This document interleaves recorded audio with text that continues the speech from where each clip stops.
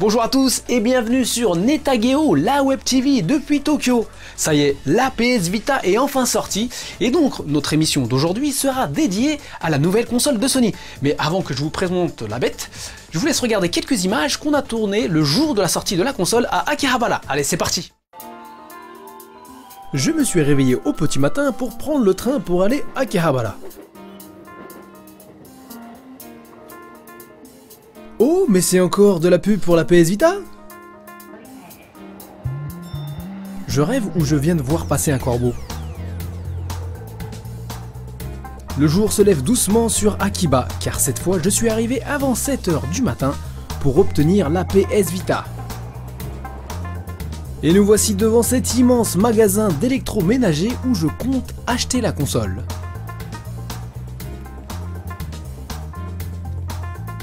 Les gens sont venus nombreux, tellement nombreux qu'il ne restait plus de modèles PS Vita Wi-Fi disponibles pour ceux qui sont arrivés après 7 h.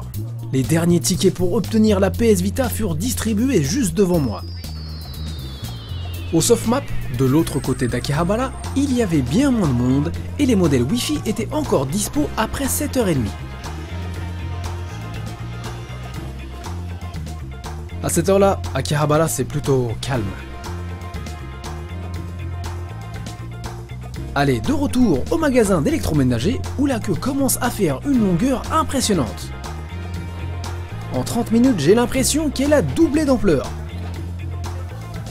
Ce magasin ouvre normalement après 9 h, mais aujourd'hui le magasin ouvre exceptionnellement ses portes à 8 h. Allez, les derniers préparatifs et une ouverture de magasin sans précipitation, car la plupart des gens qui attendent ont déjà leur réservation ou reçu un ticket pour obtenir la console.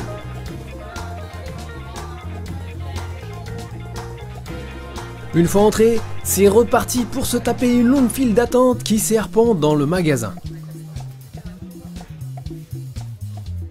Sur les côtés de la file d'attente, des vendeurs de grands opérateurs téléphoniques ou autres fournisseurs d'accès japonais nous proposent des forfaits très alléchants.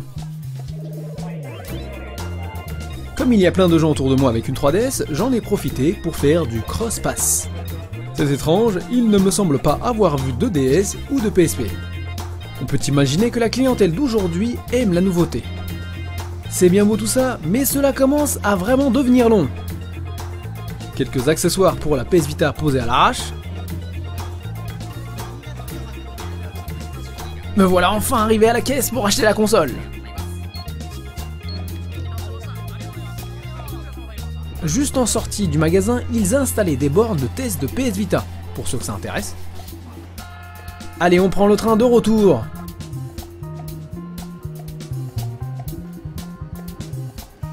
Encore des affiches PS Vita un peu partout dans les rames. Et voici ma PS Vita. Alors franchement, c'est vraiment une belle console. Alors j'ai acheté le modèle Wi-Fi plus 3CG, et donc quand on ouvre la boîte, qu'est-ce qu'on trouve dedans? On trouve la console bien sûr, ainsi qu'un transformateur. Donc pour le modèle 3CG, il y a une petite particularité, c'est que vous avez aussi une SIM card d'un opérateur japonais pour pouvoir vous connecter en 3G, mais à part ça c'est la même chose que le Wi-Fi. Je m'attendais quand même qu'il y aurait une memory card comme ce qu'on avait pour la 3DS, hein. Donc avec 3DS vous avez une memory card et le socle qui va avec, mais pour la PS Vita vous avez uniquement la console et le transformateur. Alors pour la carte mémoire, au début je me suis dit je vais pouvoir utiliser une memory stick, mais non, ce n'est pas une memory stick, c'est un autre format de cartouche bien plus petit. Déjà que la console fait un certain prix, si en plus il faut acheter d'autres accessoires derrière, ça commence à chiffrer. Alors juste pour vous faire une idée, la console est vendue à 25 000 yens, un peu moins de 25 000 yens au Japon pour la version Wi-Fi, et 30 000 yens pour la version 3CG. Alors si vous, bien sûr il faut acheter une carte mémoire, donc la carte mémoire pour 16 Go il me semble que c'est un peu moins de 5 000 yens, et pour la version 32 Go c'est un peu moins de 10 000 yens, et il faut savoir que le premier jour il n'y avait plus de carte 32 Go. Bon, effectivement, hein, la console n'est pas donnée, mais il y a une bonne raison, hein, c'est vraiment une console de qualité, avec un grand écran qui fait 960 x 544 pixels. Alors juste pour vous donner une idée, c'est pratiquement le double, c'est même plus du double de l'écran de la PSP. Vous avez aussi deux sticks analogiques, hein, qui sont d'ailleurs de bonne qualité, et puis après on retrouve les boutons qu'on avait jusqu'à présent sur la PSP, comme la croix et les petits boutons qui sont devenus plus petits, le bouton Start et Select ainsi que le bouton Home. Vous avez aussi, alors ça c'est nous, vous avez deux caméras, une caméra devant qui est juste ici, et une caméra à l'arrière. Donc l'écran est tactile, la partie derrière aussi est tactile. Alors le bouton Power pour allumer la console se trouve au-dessus, ainsi que les boutons du son. Juste à côté du bouton Power, vous avez un petit slot pour mettre les jeux. À côté de ce slot, vous avez un autre slot qui va sûrement servir pour les accessoires et les choses comme ça. Et en dessous de la console, alors juste en bas là, vous avez le slot pour mettre la carte mémoire, ainsi que le slot pour recharger la console. Ensuite, alors bon, vous avez deux enceintes de chaque côté de la console, c'est pas nouveau, mais on a quand même un bon son. D'ailleurs, j'étais surpris par la qualité du son. Alors, on va faire un comparatif avec les anciennes consoles, hein, ça j'aime bien faire les comparatifs. Donc, si on compare la PS Vita avec le format 2000 ou 1000, on peut voir que la PS Vita est plus grande. La PS 2000 ou voire le modèle 3000 sont plus légères que la PS Vita. Et les boutons sont plus petits sur la PS Vita, bien sûr, parce qu'il y a deux sticks analogiques, donc il y a moins de place. Donc on a des boutons qui sont plus petits. Si on compare avec le modèle 1000, il semble que le modèle 1000 PSP soit plus lourd que le modèle PS Vita. Ça me paraît un peu plus lourd, voilà.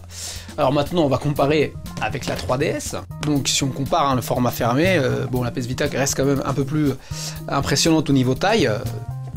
Une fois ouverte, ça se discute. Par contre, ce qui est flagrant, c'est la taille de l'écran, hein. Franchement, la PS Vita a vraiment un grand écran, et au niveau de la résolution, c'est 2 fois la résolution de l'écran de la 3DS. L'autre chose qu'on remarque, c'est la taille des jeux PS Vita qui sont beaucoup plus petits. Maintenant, c'est des cartes qui sont en format NVG. Alors l'avantage d'utiliser des cartes comme ça, c'est que déjà, il n'y a plus besoin de faire tourner le disque, et donc ça bouffe moins d'énergie, et que ça fait pas de bruit, parce que là aussi le disque quand il tourne, ça fait du bruit. L'autre chose, c'est qu'au niveau du poids, ça fait environ 4 Go, soit à peu près le double d'un disque UMD. Après, si on parle au niveau de taille, c'est beaucoup plus petit qu'un disque UMD, et c'est aussi plus petit qu'un jeu 3DS. Voilà, je pense avoir fait le tour de tout ce qui est l'aspect extérieur de la console. Maintenant, qu'est-ce qu'il y a à l'intérieur? Ça vous intéresse? Je vais vous expliquer brièvement. Alors déjà, quand vous avez la console, on a une interface proche de ce que l'on peut voir sur les smartphones. Si vous restez appuyé sur l'écran, vous pouvez bien sûr changer les icônes, changer le background.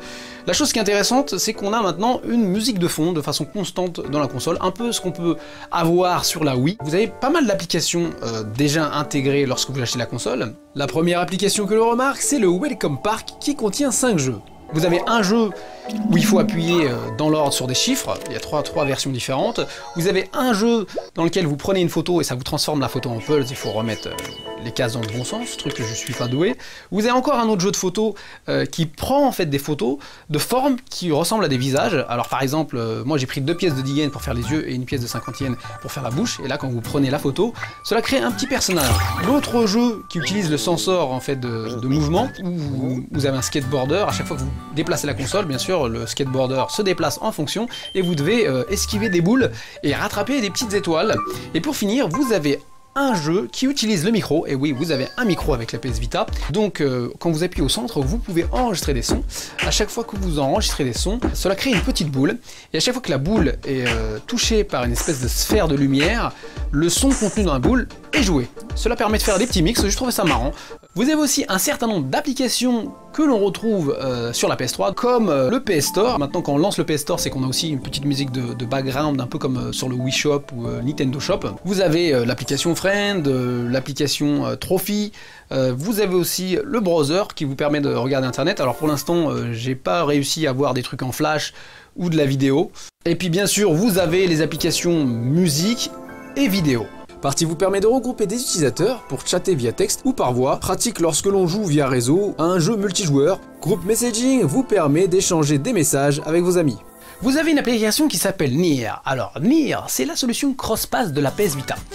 Nier vous permet de savoir si près de vous, vous avez des gens qui jouent à la PS Vita. Si quelqu'un joue à un jeu qui vous intéresse, à un jeu sur lequel vous pouvez faire du cross-pass, vous pouvez éventuellement, à l'aide d'un radar, chercher cette personne, et quand vous êtes suffisamment prêt, vous avez le cross-pass qui a lieu, vous pouvez récupérer des objets, machin, on connaît un petit peu le système de la 3DS, sauf que là vous avez un système de radar. Vous pouvez aussi avoir pas mal d'informations sur leurs joueurs, pour savoir par exemple à quel jeu ils jouent en ce moment, quel jeu il y a plus de succès, ça ce genre de truc, j'ai vraiment envie d'essayer ça sur Akihabara, je pense que ça peut être marrant, donc maintenant on attend d'avoir des jeux qui ont un peu plus de cross-pass, donc ça aussi c'est une affaire à suivre. L'application photo vous permet de faire des photos, c'est pas compliqué, donc vous pouvez utiliser la caméra de devant ou derrière pour faire des photos. Vous avez aussi une application vous permettant de sauvegarder le contenu de votre PS Vita en vous connectant via PC ou PS3. Vous avez aussi le Remote Play, alors c'est une application qu'on avait déjà dans la PSP, vous permettant de vous connecter à votre PS3 allumé. Vous pouvez donc voir les films, écouter les musiques et même jouer à certains jeux contenus dans votre PS3 via votre PS Vita. Donc voilà, c'est à peu près tout pour les applications qui sont par défaut lorsque vous achetez la console, mais si vous avez un compte PS Network, bien sûr, vous pouvez download plein de choses, comme par exemple Live Tweet, qui vous permet de faire du Twitter. Vous avez aussi une application Nico Nico, vous permettant de regarder des vidéos. Ensuite, vous avez déjà pas mal de jeux PS Vita qui sont disponibles à download, il y a au moins une vingtaine de jeux, et bien sûr, tout un tas de démos. Vous pouvez aussi télécharger des jeux PSP et même des jeux PC Engine. Pour ceux qui ont une PSP et déjà des UMD disques, ils se posent la question, mais qu'est-ce que je vais faire de mes UMD disques? C'est une bonne question. Il y a une application via PSP qui vous permet d'enregistrer vos UMD disques pour les télécharger via un peu d'argent. Ça doit coûter entre 500 et 1000 yens, mais ça vous permet d'enregistrer un UMD disque pour le télécharger sur votre PS Vita. J'aurais bien aimé que ce soit gratuit quand même. Donc j'ai fini ma petite présentation sur la PS Vita. Je pense qu'il y a beaucoup de gens qui se posent la question, alors maintenant qu'est-ce que je dois faire? Est-ce que je dois acheter une PS Vita ou une 3DS? Alors ça c'est une bonne question, très difficile à répondre, donc on va déjà essayer de comparer les deux consoles. Alors premièrement, le prix, donc la PS Vita coûte 40% plus cher que la 3DS, donc là au niveau du prix, PS Vita, 3DS. Après au niveau de la durée de vie de la batterie, on a à peu près 5 heures pour la 3DS, pour 3 heures environ pour la PSP. Alors batterie, 3DS. Au niveau graphique, au niveau des capacités de la console, ici on a deux écrans avec l'écran du haut qui permet de voir des jeux en 3D, ce qui est assez intéressant. Pour la PS Vita, pas de 3D, mais un écran qui est au niveau résolution 2 fois supérieur à l'écran de la 3DS, donc on a des graphismes beaucoup plus beaux. Au niveau ergonomie, on a une prise en main qui est bien meilleure sur la PS Vita que la 3DS, on a des boutons de meilleure qualité, on a une meilleure finition, ça y a pas à dire. Et puis après au niveau technique et capacité graphique, il est clair que la PS Vita est bien au-dessus de la 3DS. Au final, le plus important, ce n'est pas les capacités techniques de la console, mais les jeux, si les jeux sont intéressants ou pas, et l'histoire nous les a plusieurs fois démontré, par exemple entre la Game Boy et la Game Gear, la Nintendo DS et la PSP, ou même la Wii contre la PS3, Nintendo à plusieurs reprises nous a démontré que même avec une console moins puissante, on pouvait prendre plus de parts de marché. Et je pense qu'aujourd'hui, la PS Vita contre la 3DS, ça va être un peu la même histoire que la Nintendo DS contre la PSP, c'est-à-dire que dans un premier temps, je pense que les jeux 3DS vont se vendre plus que les jeux PS Vita, et progressivement, la PS Vita va reprendre des parts du marché. L'autre chose, c'est que je pense que les joueurs de Nintendo DS vont sûrement jouer à la Nintendo 3DS, et que les joueurs de la PSP vont sûrement jouer à la PS Vita. Le problème, c'est qu'aujourd'hui, la PSP, c'est encore une console qui marche bien, et je ne suis pas sûr que les joueurs vont changer tout de suite, passer de la PSP à la PS Vita. L'autre point qui est très important, c'est le point des éditeurs. Aujourd'hui, développer un jeu sur PS Vita, qui est pratiquement une console à HD, ça coûte des sous. De plus, les éditeurs sont habitués à développer sur la PSP, ils commencent à faire vraiment des jeux de bonne qualité, et on va avoir un peu la même histoire qui s'est passée entre la PS2 et la PS3, c'est-à-dire que les développeurs vont continuer à développer pendant certains temps des jeux sur PSP, et ça risque de prendre du temps avant qu'on ait vraiment beaucoup de jeux qui sortent sur PS Vita. Voilà, donc ça c'est mon opinion, j'espère que ça vous a éclairé un peu les esprits, je vais pas parler plus parce que sinon je vais vous embrouiller plus qu'autre chose, donc l'émission on arrête avec cette histoire de PS Vita contre 3DS. On se retrouve très prochainement pour un autre épisode de Netageo. N'hésitez pas à accéder à notre site qui est le www.netageo.com et à me laisser des messages. Autre chose, on a le Twitter, on a aussi une page Facebook, et n'hésitez pas à devenir fan, hein, puisque plus vous êtes fan et plus après je suis content, ouais, j'ai plein de fans, que je me prends un peu pour une star, parce que pour l'instant c'est pas le cas. Voilà, on se retrouve très bientôt, je vous dis à plus, sayonara.